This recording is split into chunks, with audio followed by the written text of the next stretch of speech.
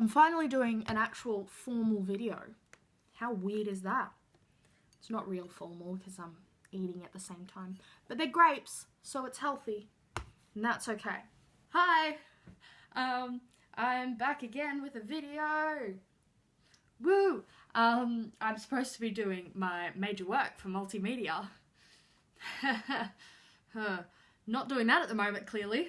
I thought I'd do a video on, since I'm coming to the end of school, thought I'd do a video on my journey through school. It's been a bit of a mess. I have a long ass list.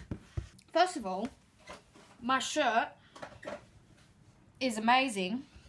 Anatomy Park from Rick and Morty. This video is going to be in like 3 parts. I've got like primary school stories, got first half of high school, and then I've got the second half of high school, which, like, I say half, but like it's only been like the past year.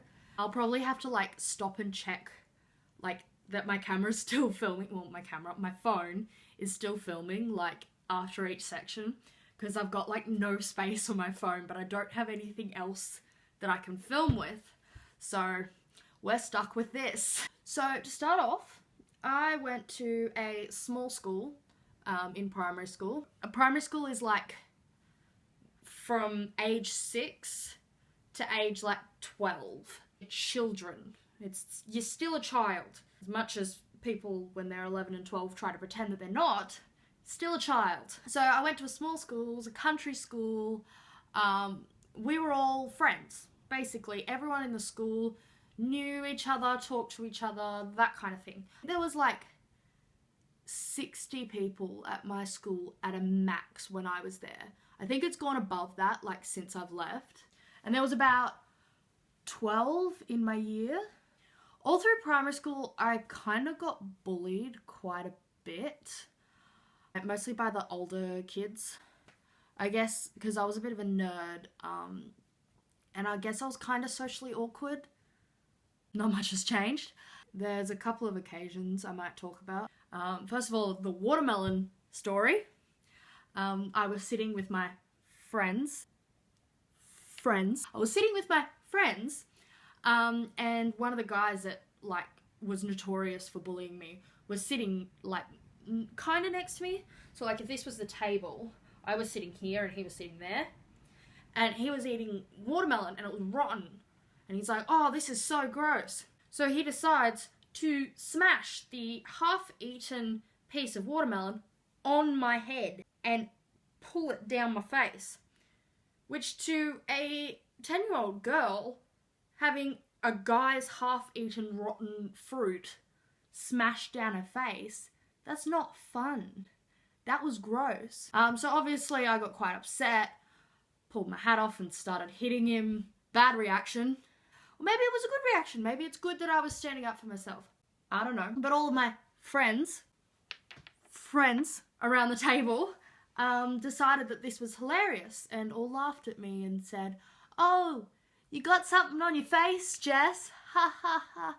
And after that, I got like in trouble with the principal for hitting him, but he never got in trouble for smashing watermelon on my face, but you know.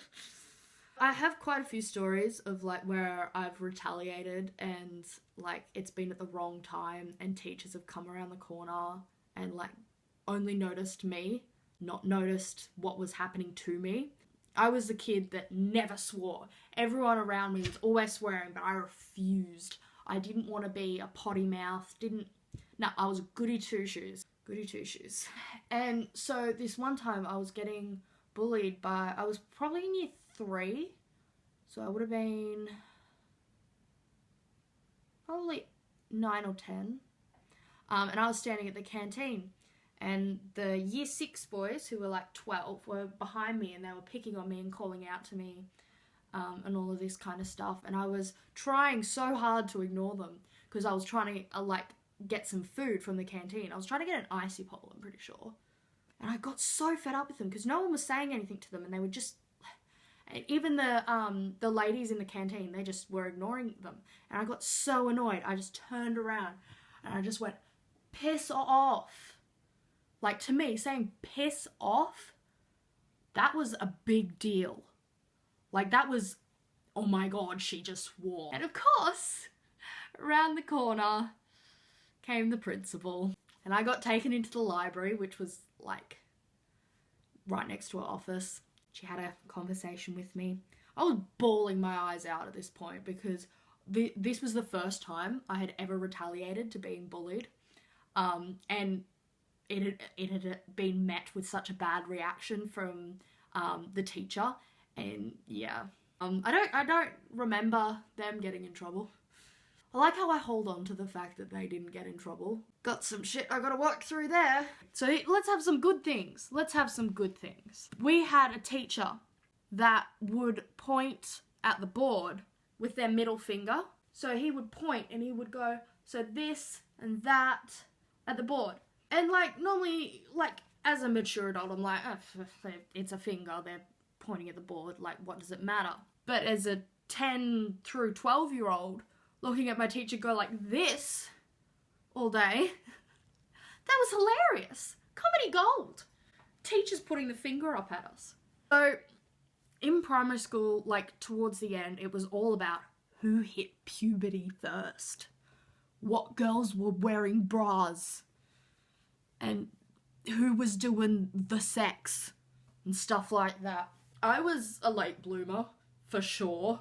Like, that mentality that I had through primary school where I kept trying to be popular and do all of these things, it kind of really had an effect on my self-esteem because I was trying so hard to be normal, to be this person, and it just never worked.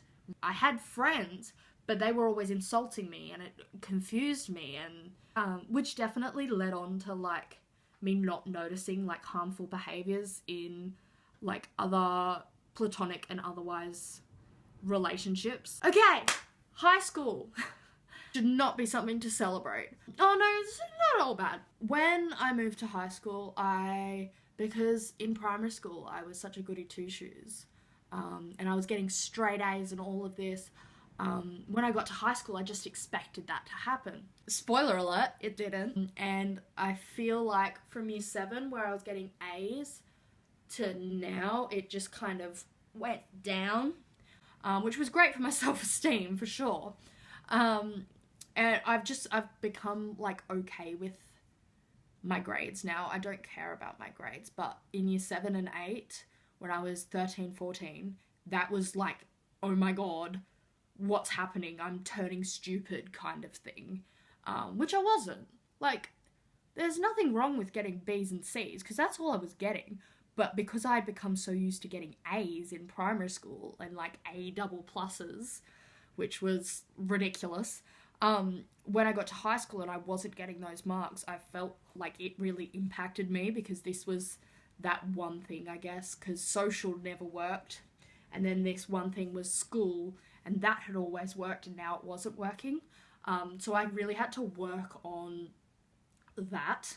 So when I started high school, I was straight away like, oh my god, I'm a high school person now. I have to get a boyfriend. So the first guy that I saw that I found remotely attractive, I was like, yes, I have a crush on him. And we did end up dating for a week. I cringe so hard whenever I think about 7, 8, and 9 me. I kind of got really desperate in the relationship. Like, I was so embarrassed I didn't talk to him. Like, I would message him, and then when, like, he came up to me to talk to me in person, because I was blushing so hard, I would hide my face and not talk to him. That's not the way a relationship is supposed to be. Like, what the hell? So yeah, that happened. He broke up with me. I got all upset and drama and blah. I'm actually quite good friends with him now. Yeah. So with friends, I had like a small group of friends in year 7 and 8. Most of us had gone to a small school. So we just kind of like huddled together. It was really good. So about year 8 or 9, when I was 14-ish, I came out as bisexual. I'm gonna talk about my sexuality in another video, most likely, but I'll just leave it at that for now. And coming out at this like time in society was still had a lot more stigma than it does now. I ended up drifting towards this group that were also all out as like various variants of LGBT. And so I moved towards this group. To put it simply, they were the social justice warrior group. This group was very loud and opinionated, quite intimidating for someone as introverted as I was. And I kind of felt like to be an LGBT person, whatever that is, I had to be as loud as these people that were being the representations for me at this time. At this time, the bullying, she came back. I had chicken bones thrown at me, that was fun. Rotten fruit, yet again. Fruit salad. So, about this time when I entered this group, I entered a relationship with this guy. At the start, I wasn't really sure whether I was really into him. But then, like, I slowly fell for him and stuff like this. I might do a video on that relationship because there's a lot of issues that have come out from that. But, hey, maybe I won't.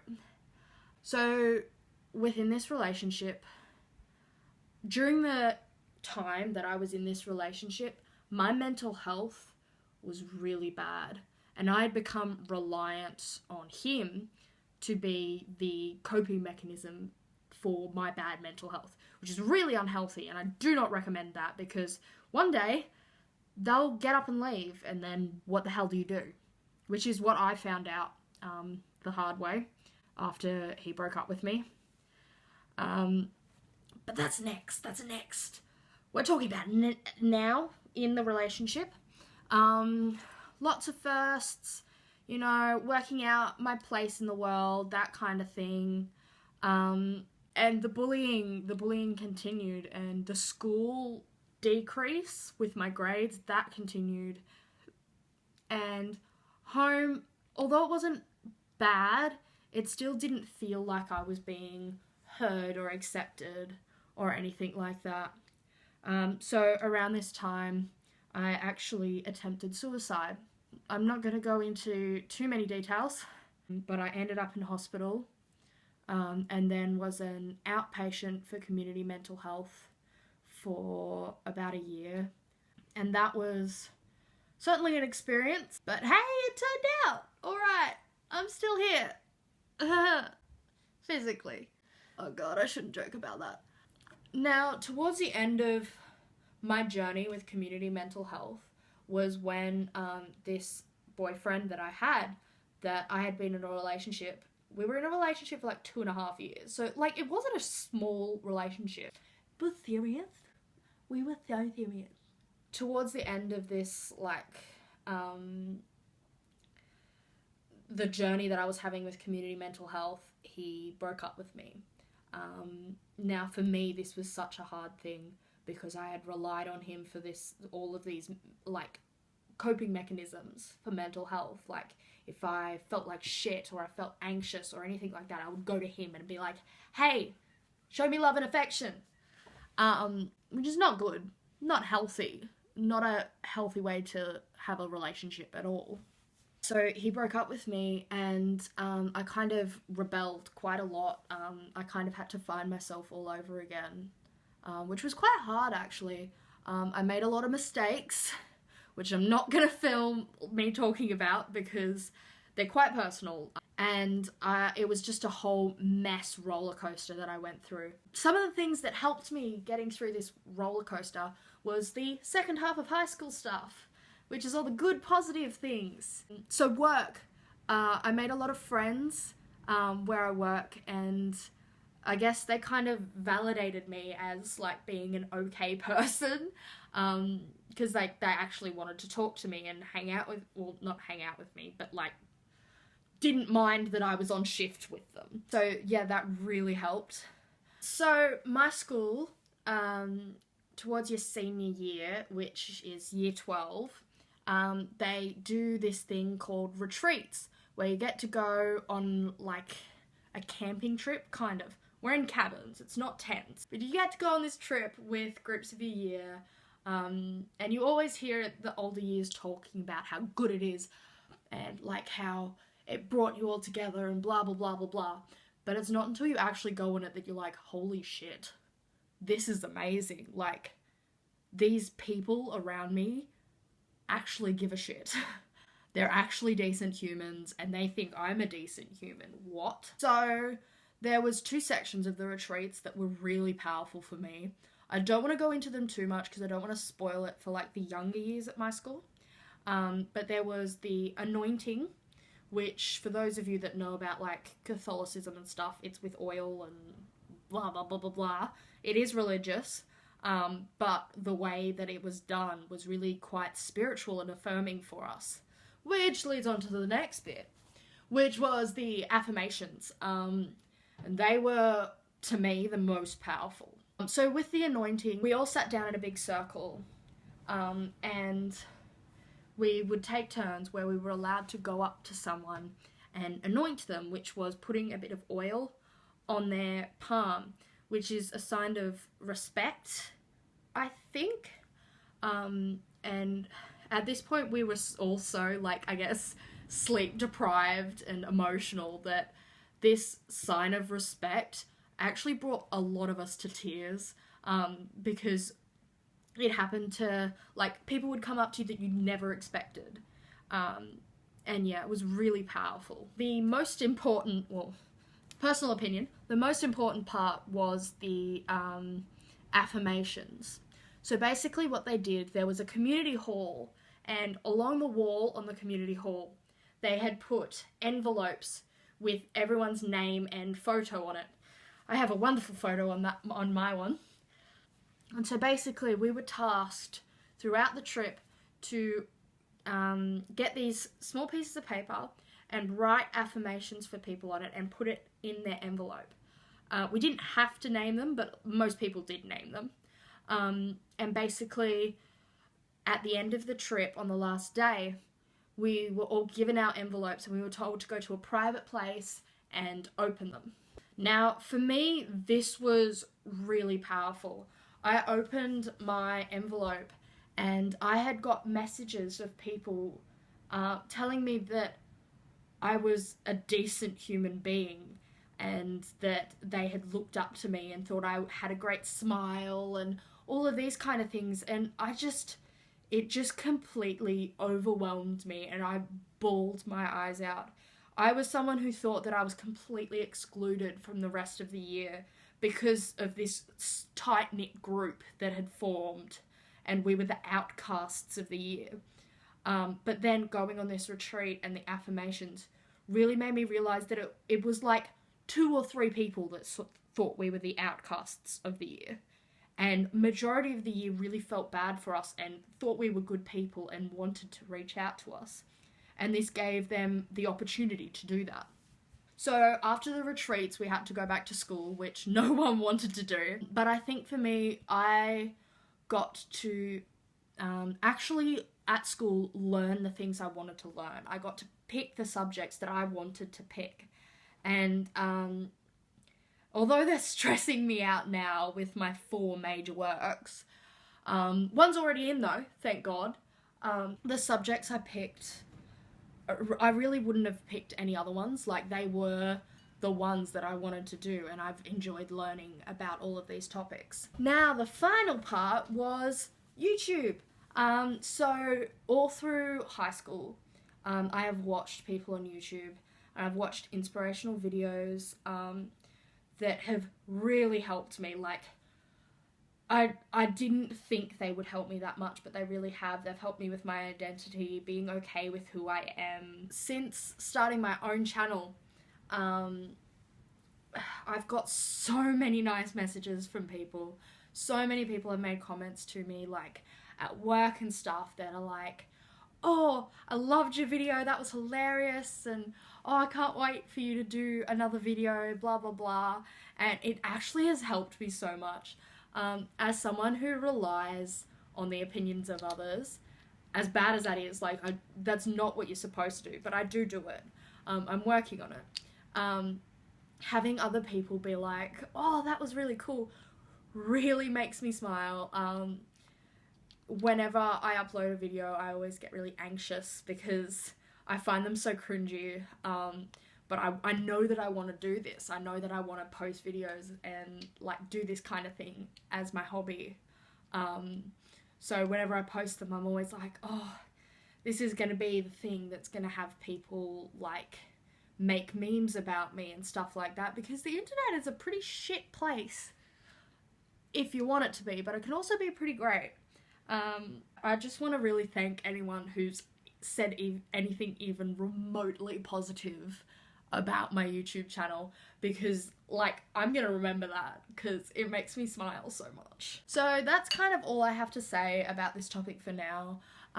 If there's anything you think I should like talk more about, any topics that you think I should expand on, or any topics that I didn't mention that you think I should talk about, you can please comment them down below. I read all of the comments and it makes me so happy seeing them. Puts a smile on my face. If you like this video, please click the button below. Makes me smile more. And if you want to see my next video, whenever that happens to be, you could click subscribe. Yeah. Bye. I'm out of grapes. I can just wear it as a hat. That'll make people take this video seriously. Grape bowl dance. Wah!